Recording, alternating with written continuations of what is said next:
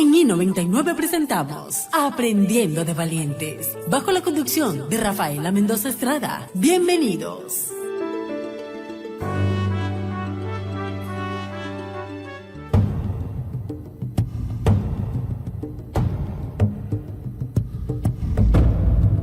Muy buenas tardes, querida audiencia de Radio I99 y de Aprendiendo de Valientes, y a todas las personas que nos acompañan a través de nuestro canal de YouTube. Hoy abrimos un espacio necesario, valiente y profundamente humano.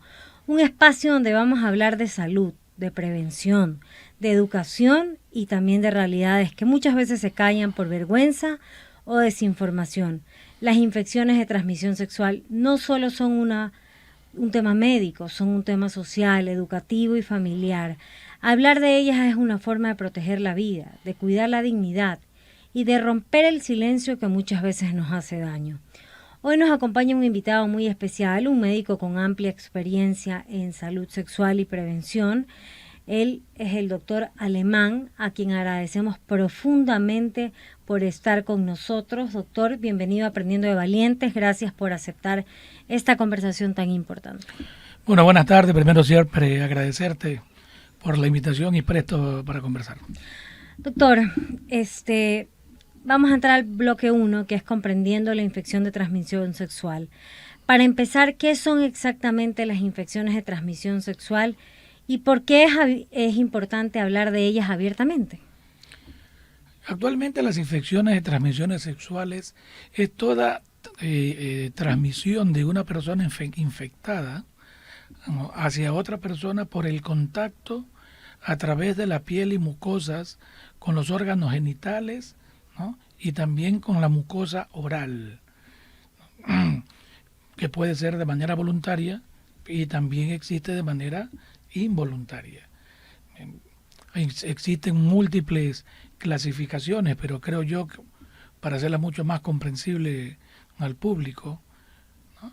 Hay una que se las catalogan como las relacionadas con el virus de la inmunodeficiencia humana, ¿no? Por eso que se dicen ITS VIH. Ajá. Y hay otras que son ITS no VIH. Y otra clasificación muy interesante es que hay algunas de estas infecciones que tú las puedes ver, las lesiones en los pacientes, y hay otras que no se ven, que son invisibles, y probablemente esas son las que forman parte también, ¿no?, del desconocimiento, como bien tú lo mencionabas al inicio. Doctor, ¿todas las ITS presentan síntomas visibles o pueden pasar desapercibidas durante mucho tiempo? Mira que esto es interesante porque solo la punta del iceberg es la que se ve, ¿no? Es decir, hay muchas enfermedades que no tienen síntomas, que son asintomáticas durante mucho tiempo y muchas veces el paciente desconoce. Y ahí podría ser en algunos casos el cáncer de cuello uterino. El cáncer es una consecuencia de la infección del virus del papilomavirus, pero hay infecciones que no se ven como el VIH. El VIH tú te infectas hoy, ¿no? Hoy se hace la transmisión y pueden pasar 10 o 15 años en donde el paciente no tiene ningún síntoma y de repente comienzan a aparecer, pero no es el inicio de la enfermedad, es la parte avanzada de la enfermedad. La hepatitis B es una enfermedad que muchas veces nadie ni siquiera conoce que se transmite sexualmente. Y sin embargo tú te infectas hoy y puede estar asintomática 30, 40 años sin presentar ningún síntoma. ¿Y cuál es la diferencia entre una infección de transmisión sexual y una enfermedad de transmisión sexual? Yo creo que es una de las preguntas más interesantes que hay que tratar de romper el mito. Infección es el germen, es el responsable, y enfermedad son los síntomas que tú puedes tener. Una persona con VIH tiene la infección por el VIH, pero no tiene síntomas. Por eso que es muy importante diferenciar lo que es infección y lo que es enfermedad. La infección es cuando penetra el organismo a tu cuerpo, y enfermedad es cuando esta infección ha evolucionado y tiene signos y síntomas que la hacen visible.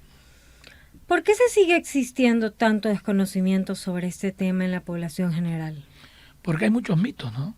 Uno de los mayores, no diría limitantes, pero es la posición de la Iglesia, por ejemplo. La posición de la Iglesia con relación a infecciones de transmisión sexual ha hecho que lastimosamente las campañas educativas de prevención o de promoción de la salud que los gobiernos deberían llevar a cabo, muchas veces por no pelearse, entre comillas, con la iglesia, no se implementan en los colegios, ¿no? De ahí es que tú ves que hay muchos colegios que hablar del tema de preservativo, hablar de temas como el PrEP, que es un tratamiento preventivo para el VIH, no se tocan. Son temas que probablemente son tabú para muchos adolescentes. Doctor, vamos a hablar en el bloque 2 formas de contagio y prevención. ¿Cuáles son las principales formas de transmisión de la ITS que la gente debería conocer? Mira, yo creo que el público lo que debe de conocer es que tú no previenes una sola infección, tú previenes el conjunto de infecciones que pueden existir en un paciente. Por lo tanto, la principal forma es la educación. Si uno llegara a educar adecuadamente, sobre todo a los jóvenes que recién inician o van a iniciar su actividad sexual, créemelo que habría o tendríamos mucha mayor responsabilidad dentro del inicio sexual, ¿no, verdad? Es decir, el pilar de esto es la educación Sexual. La educación sexual. ¿El uso de preservativo garantiza una protección total o solo reduce el riesgo? Solo reduce el riesgo, no tiene una garantía, pero entre no usarlo, en donde el riesgo es alto, probablemente por ahora es la única herramienta para quien no desea probablemente prevenir, ¿no? Doctor, ¿qué prácticas seguras recomienda usted para prevenir el contagio en la vida sexual activa? La práctica segura es la abstinencia. Pero si tú quieres tener una práctica segura, deberías de tener con tu pareja una sinceridad para tratar de conversar de este tema, ¿no, verdad? Y poderlo llevar a la mesa de discusión. Poder realizarse evaluaciones periódicas, todos quienes tenemos actividad sexual, todos, así tengamos una pareja o tengamos múltiples parejas, ¿no? En algún momento tenemos que realizarnos un screening, un chequeo, pruebas de enfermedades. ¿Cada cuánto más o menos recomienda usted hacerse ese screening, ese chequeo? Mira, no existe una norma, todo va a depender de la actividad sexual que tú tengas, pero por ejemplo, fíjate que en países como los nuestros, en donde las amas de casa es uno de los grupos más afectados dentro de la epidemia del VIH, y el único que ellos han tenido es tener actividad con su pareja, con su esposo, ¿no? Entonces uno pensaría de que el tener una pareja única no es un mayor factor de riesgo, pero tu pareja es la que a veces puede tener otro tipo de actividades. ¿Es posible contraer una ITS incluso en la primera relación sexual? Así es. Tú con una sola relación, esto a veces es como la lotería, ¿no? O sea, si tú tienes más relaciones, aumentas el riesgo, pero tú con una sola relación puedes tener una transmisión. ¿Qué papel juega la educación sexual en la prevención desde edades tempranas? Es básica y en países donde se ha visto, en donde la educación sexual, que incluye, por ejemplo, el retardo en el inicio de la ingesta de alcohol y tabaco hasta los 18 años, son los países donde mayor impacto tienes, no solo disminución de ITS, sino también disminución de alcoholismo. ¿Cuáles son esos países? Colombia hay áreas donde la educación se ha podido aplicar estos modelos. Los países nórdicos a nivel de Europa tienen estos programas educativos y es interesante porque no solamente tú previenes infecciones de transmisiones sexuales, sino que vas a prevenir, a retardar el inicio del alcohol y de drogas, porque se ha visto que adolescentes que toman alcohol, ingieren tabaco, son los que más fácilmente tienen actividad sexual no responsable, no programadas y de manera no preventiva, ¿no? Doctor, vamos a entrar al bloque 3, que son síntomas, diagnóstico y detención. ¿Cuáles son las señales de alerta más comunes que deberían motivar una consulta médica inmediata? Cuando tú tienes secreciones por los genitales, en el hombre a través del pene de la uretra y en la mujer a nivel secreción vaginal, ¿no?, de un color amarillento, verdoso, con un olor muy peculiar, debería de buscar atención médica.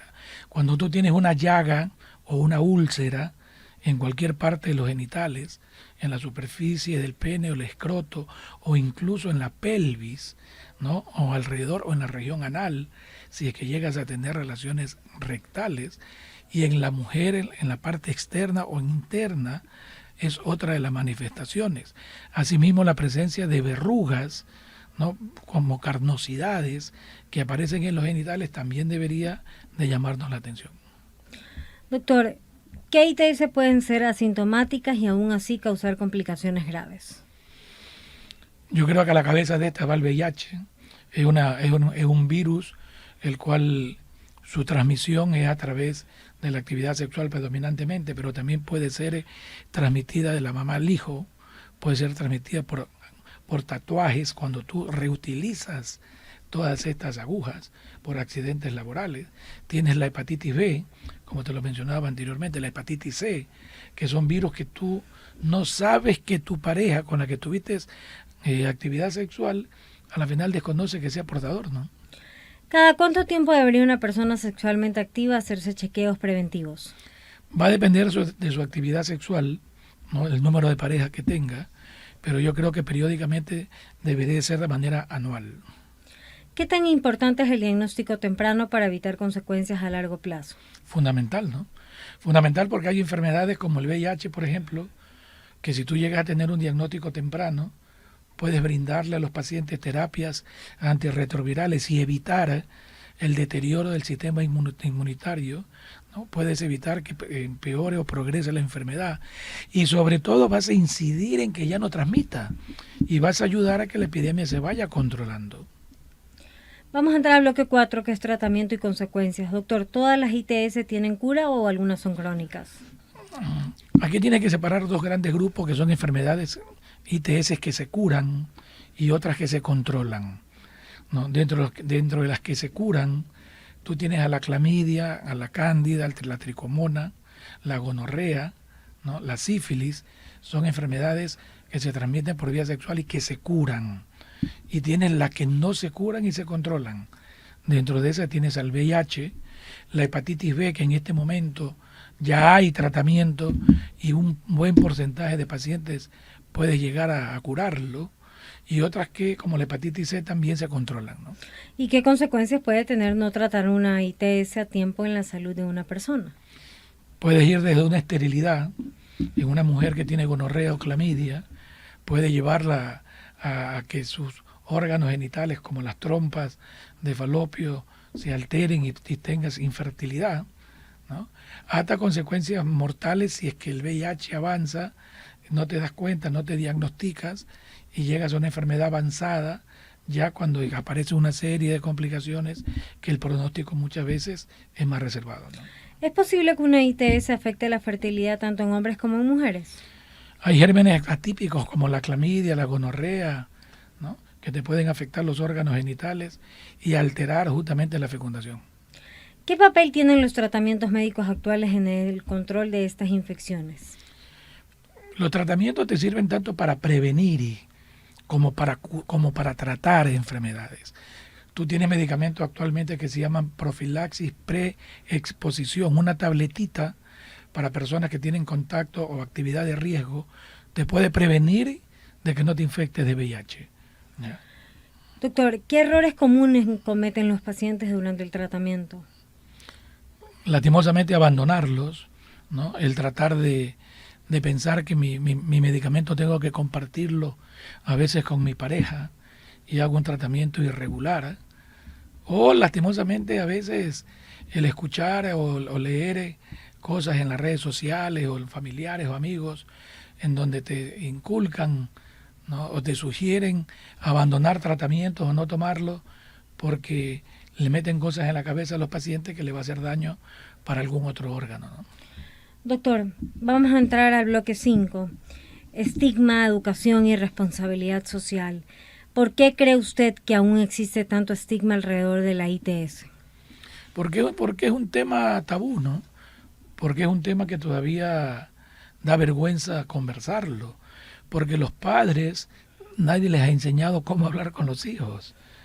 Es probable que uno aprenda en la esquina del barrio, aprende en las redes sociales y aprende con películas pornográficas. O muchos padres reclaman cuando en los colegios ya tienen los libros y tienen las clases de educación sexual. ¿No están de acuerdo?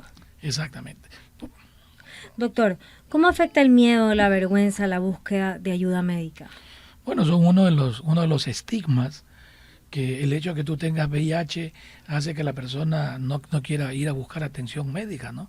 Hay personas que no quieren hacerse las pruebas por miedo, porque muchas veces dicen, si es que lo llego a tener, prefiero no enterarme. Es decir, estos tabú, estos Ignorancia, estigmas, eso es una ignorancia. pero forman parte de la realidad, ¿no? ¿Pero por qué cree que pasa eso? ¿Por falta de información, desinformación? Por la discriminación.